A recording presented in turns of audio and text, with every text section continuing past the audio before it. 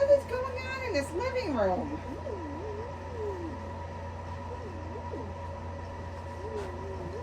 Hello? Hello? Well, hello. Hi, Sophia. Hi, Lucy. Oh, hi guys. Oh, it was a blanket fort. Sorry, I was in my blanket. You're in your blanket fort. Ah, well, I guess that's kind of cool. So this is just in time for our to do our little story. Oh, Well, look at that. yeah, I just made it. Well, we want to welcome everybody. It's been a little while since we've been able to do a story. And we got a new friend. And we've had a lot going on. As you can tell, we have a new family member. So things have been a little crazy in our house. And he's still getting the lay of the land. He's, chasing the cat and all the things that puppies do. But his name is Scooby. Like Scooby-Doo. Yep, because he looks like Scooby-Doo. Come here, buddy. Want to say hi? Come here, Scoob. Scooby, come here. Come here. Well, anyway, I'm going to show you what I have in my phone. Yeah, she can show you what she has in her fort, and then we're going to do our story. Lucy's going to hand me everything. Okay, hold on. So we got my white blanket that I zip up every night. And Scooby's going to check out what's in the fort, too, so hold on. Okay. What you got in there, Scoob? So Oh, she's got 2 pairs of my sunglasses. sunglasses and Lucy's sunglasses.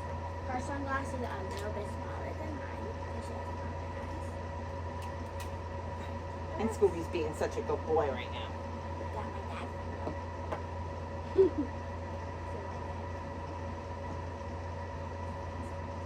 And last but not least, this is a new Oh, yes, this is another new thing. This is, and a new squishmallow I just got. that's her name is Rosalind. Yeah, Rosalind. And she's a Halloween squishmallow, so I decided to bring her because it's close to Halloween. All right, let's get Lucy out here so we can do our story for all these people.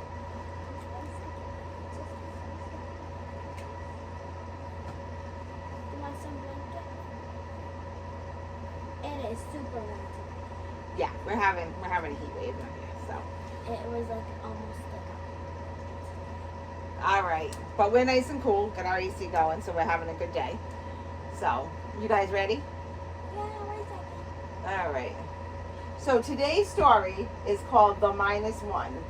And today's story is all about how important each of us is to God.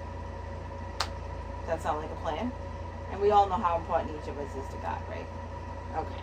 So, this is called The Minus One. And it is, Read that. in tonight's story, Michael shows us how each one of us is extremely important to God. Michael. Daddy. Daddy, yep. Daddy. All right, ready? Not long ago, one of Michael's 100 foxes ran away. This was odd for 2 reasons. First, it was odd that Michael had 100 foxes to begin with. I don't know. Who would even have foxes as a pet? But he loved foxes more than anything. He treasured them and treated them like family, giving them love and care above and beyond what they needed. That's the second reason it was odd that a fox decided to run away. I have to find Cinder, Michael moaned, searching high and low.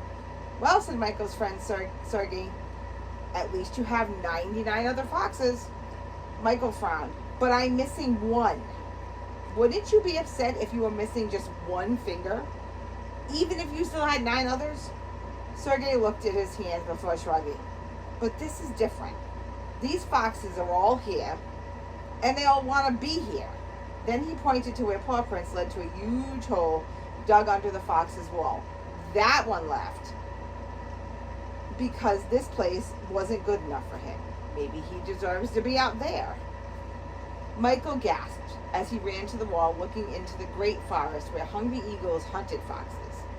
Not seeing Cinder, he turned back to Sergey. So what if he does deserve to be out there?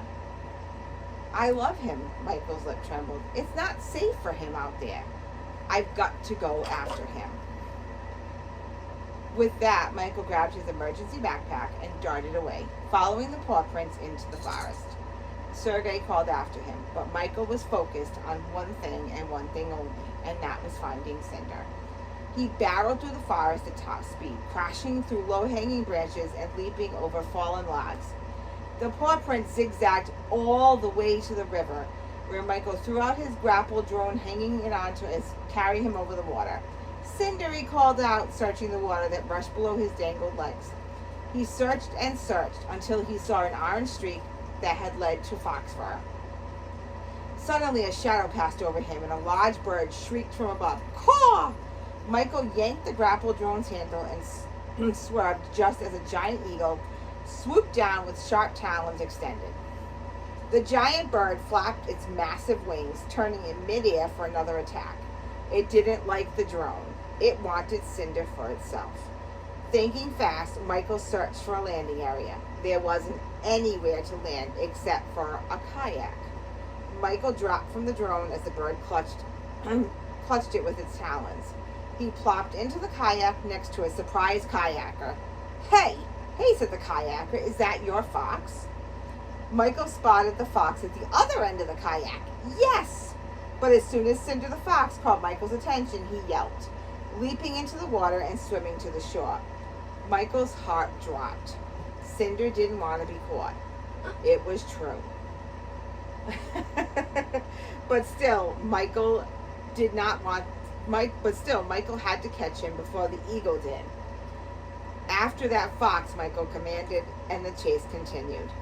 When Cinder ran from the shore up the mountain, Michael followed. When Cinder fled down the snowy mountain into a skier's backpack, Michael followed on a snowboard. When Cinder scurried into the ski resort, out the front door and onto a city bus, Michael was right behind. Only a few seconds too late. He had to rent a bicycle and pedal like mad to catch up. This fox definitely wants to get away. By then, he was exhausted and battered from the journey. Still, he didn't give up. He was determined. The eagle was hovering above, waiting for the right moment to strike. Michael pedaled next to a motorcycle and grabbed on. He pointed at the bucks.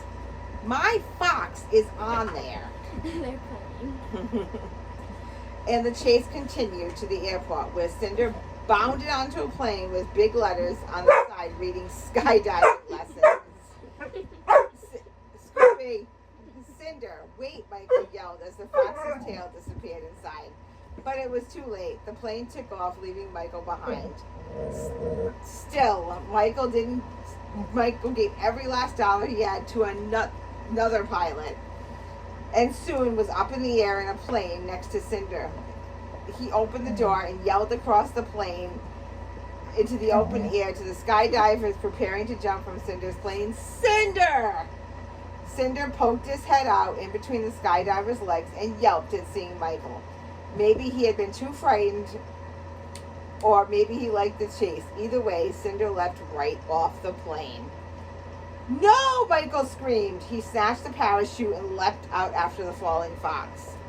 The two fell and fell, hurtling through the clouds toward the ground below.